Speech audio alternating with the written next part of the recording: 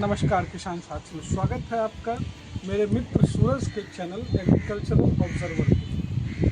आज मैं आपको बताऊंगा कि किस प्रकार से आपके पास अगर भूमि कम है या ऐसी भूमि है जो खेती योग्य नहीं है, निचली तरह की, उसका आप किस प्रकार से उपयोग करके उसमें से आप ज़्यादा से ज़्यादा मुनाफा कमा सकते हैं।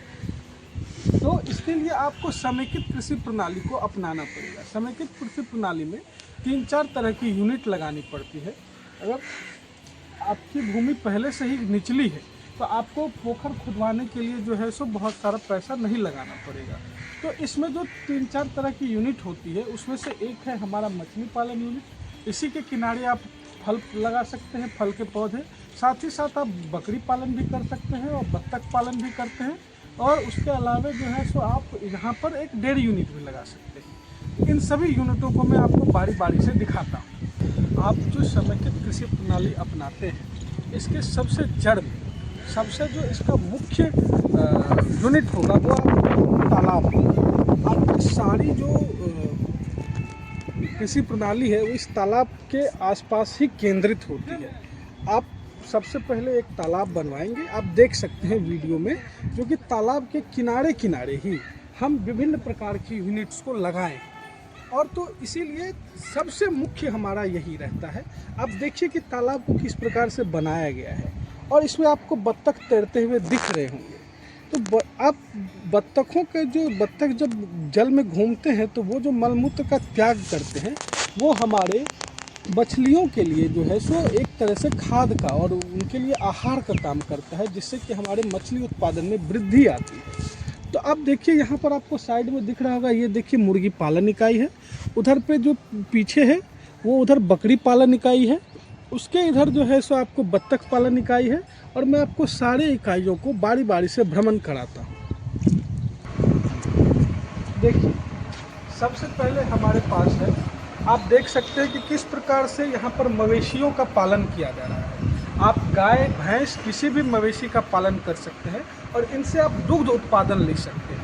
और इनसे जो निकलता है इनका गाय गोबर और मूत्र, देखिए आप किस प्रकार से मूत्र को इकट्ठा करने के लिए नाली बनाया गया है। और इसको जो है सो हम और इसके गोबर को इसको इकट्ठा करके हम देखिए बगल में वर्मी कंपोस्ट यूनिट लगा हुआ है, जहाँ पर कि हम उससे खाद बनाते हैं। और उस खाद का प्रयोग हम करते हैं अपने फलों के पौधों के जड़ों में, या हम अपने खेत में भी उसको प्रयोग कर सकते हैं, जहाँ पर कि हम सब्जी वगैरह लगाते हैं। वर्मी कंपोस्ट यूनिट का देखिए आपको दिखाया जाता है किस प्रकार से इनके जो अपशिष्ट हैं इनके अपशिष्ट का प्रयोग करके किस प्रकार से जो है वर्मी कंपोस्ट बनाया जा रहा है। देखिए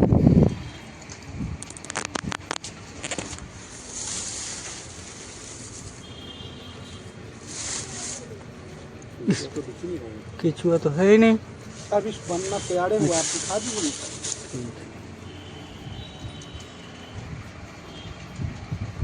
ये 4 यूनिट का वर्मी कंपोस्ट यूनिट है। तो इस प्रकार से हम एक जो हमारा यूनिट है उससे जो हमको वेस्ट प्रोडक्ट मिल रहा है, उस वेस्ट प्रोडक्ट को हम अपने दूसरे यूनिट में प्रयोग में ला रहे हैं। अब और इस वर्मी कंपोस्ट को हम जो आप देखते हैं यहाँ पर बगल में देखिए अमरूद के पौधे लगे हुए हैं, ये चारों साइड लगे हुए पूरे किनारे। इससे आपकी इच्छा हो सकती है आप अमरूद लगाइए, आपकी इच्छा है आप पपीता लगाइए, आपकी इच्छा है आप यहाँ पर सब्जियों की खेती करिए। आप इसके किनारे जिस भी फसल का खेती करना चाहते हैं उसका खेती कर सकते हैं। और फसल ऐसी लगाइए जिससे कि आपको आमदनी तुरंत हो। अगर आप धान गेहूं का फसल इसके किनारे नहीं लगेगा, इसके किनारे फलों और सब्जियों की खेती हो। यहाँ पर देखिए ये मुर्गा पालन इकाई में आपको यहाँ पर हम मुर्गों का पालन करते हैं। और यहाँ पर जो है सो मुर्गों से आप देखिए किनारे में ही, और इनके भी जो अवशिष्ट हैं उनको सीधे जो है सो गिराया जाता है तालाब में, ताकि तालाब में मछलियों के लिए वो चारा का काम कर सके। देखिए आप किस तरह से कितने सारे मुर्गों का पालन हो रहा है यहाँ पर। इससे आपकी आमदनी में वृद्धि होती है। चल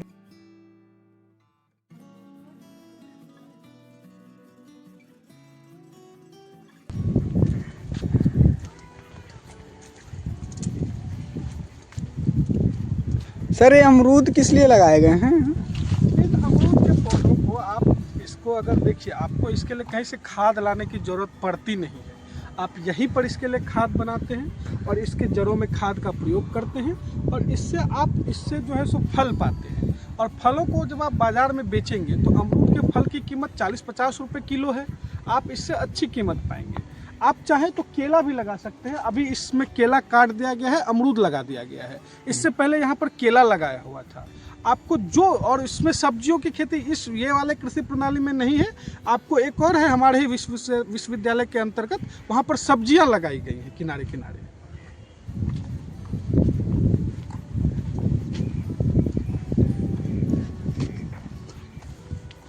देखिए तालाब में बत्तख तैर रहे हैं, दिखाइए।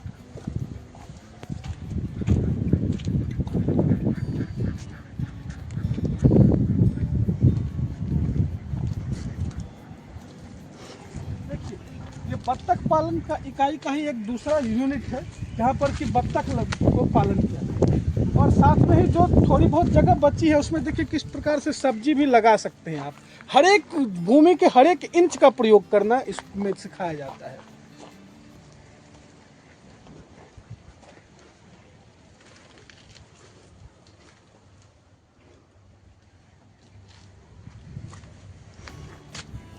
इधर आइए, देखिए मुर्गी पालन का ये ब्रॉयलर इकाई है। यहाँ पर जो है सो ब्रॉयलर मुर्गियों का पालन किया गया और ये सारी कड़कनाथ मुर्गियाँ हैं। देखिए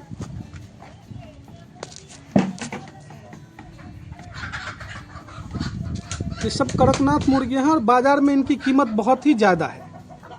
800 से लेकर 1000 रुपये तक है लगभग।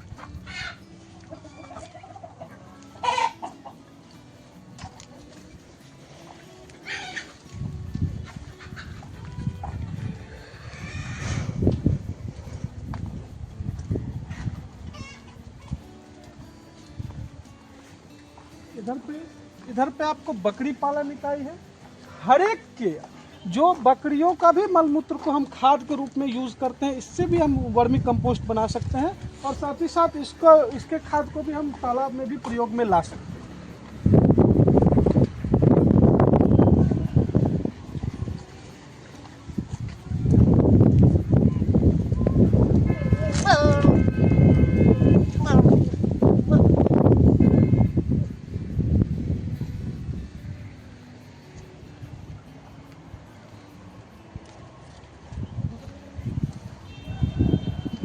सबसे अंत में तालाब तो है ही जिसमें से कि मछलियों का आप उत्पादन कर सकते हैं। आपने देखा कि इस प्रणाली के अंतर्गत जितनी भी चीज़ें लगाई गई हैं, सबकी कीमत बाजार में अधिक है। चाहे वो मछली हो, चाहे वो मुर्गा हो, चाहे वो बकरी हो, या चाहे वो वर्मी कंपोस्ट हो। इस सब का, और वर्मी कंपोस्ट को तो हमें खुद प्रयोग में ले आना है, आपको बाहर से खरीदना नहीं पड़ेगा। और सारी अधिक कीमतों वाली चीज़ों को यहाँ लगाया जाता है और इससे आपके ऊपर आमदनी में वृद्धि होती है। और इसमें अगर उपजाऊ भूमि है उसको प्रयोग में नहीं लाना है। जो भूमि आपके लिए उपजाऊ युक्त नहीं है उसको प्रयोग में लाना है। जो भूमि आपकी निचली है जिसमें पानी का जमाव हो जाता है उसको थोड़ा और गहरा कर दीजिए, वो तालाब बन जाएगा। और फिर उससे जो आप मिट्टी निकालेंगे उसको ऊपर किनारे किनारे लगा दीजिए, तो तालाब के जो आप नीचे से मिट्टी निकालेंगे वो थोड़ी उपजाऊ होगी, उसमें आप खेती कर सकते हैं। और फिर बाकी जो ऊसर भूमि है जो बच जाएगी उसमें आप विभिन्न यूनिट लगा दीजिए, गाय पालने का, बकरी पालने का। इस प्रकार से जो भूमि जिसको आप बेकार समझते हैं उस भूमि से आमदनी प्राप्त कर सकते हैं।